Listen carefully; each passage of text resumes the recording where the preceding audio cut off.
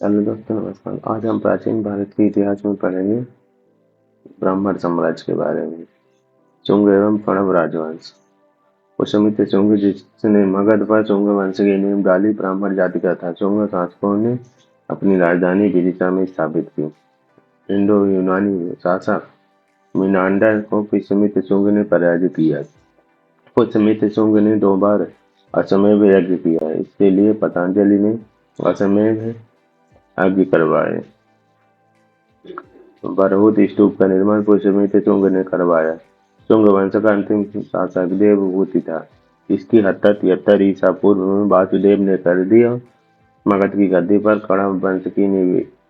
वंश की स्थापना की। कड़प वंश का अंतिम शासक कड़प वंश का अंतिम राजा शर्मा था हुआ। सातवाहन राजवंश।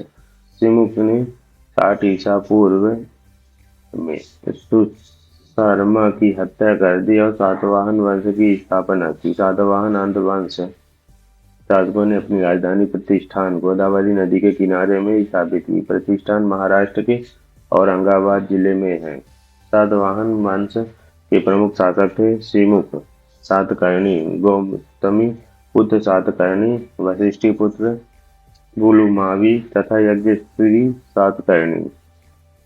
सातकर्णी ने 2 अश्वमेध तथा 1 राजसूय यज्ञ किया। सातवाहन शासकों के समय के प्रसिद्ध साहित्यकार हाल एवं गूढ़ाढ्य थे। हाल ने गाथा सप्तशती तथा गूढ़ाढ्य ने बृहत कथा नामक पुस्तकों की रचना की।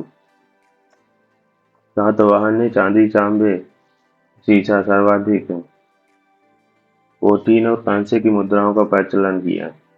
सातवाहन अपना सिक्का ढालने में जिसे शीशे का इस्तेमाल करते थे, उसे रोम से मंगाया जाता था। ब्राह्मणों को भूमि अनुदान देने की प्रथा का आरंभ सातवाहन शासकों ने ही सर्वप्रथम किया। भूमिदान का सर्व प्राचीन पुरालेखीय प्रमाण शताब्दी ईसा पूर्व के सातवाहनों के नानाघाट अभिलेख में मिलता है, जिसमें अश्वमेध यज्ञ में एक गांव देने का उल्लेख है। सातवाहनों की राजकीय भाषा प्राकृत एवं लिपि ब्राह्मी थी।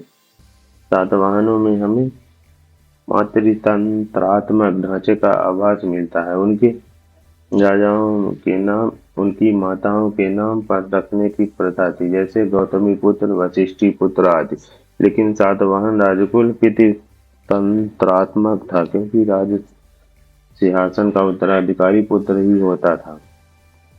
सातवाहन शासकों ने ग्रामीण क्षेत्रों में प्रशासन का काम गौलमीक को सौंपा। गौलमीक एक सैनिक टुकड़ी का प्रधान होता था, जिसमें 9 रथ, 9 हाथी, 25 घोड़े और 45 पैदल सैनिक होते थे। सातवाहनों की महत्वपूर्ण स्थापत्य कृतियां हैं कार्ले का चैत्य, अजंता एवं एलोरा की गुफाओं का निर्माण एवं अरावली कला का विकास।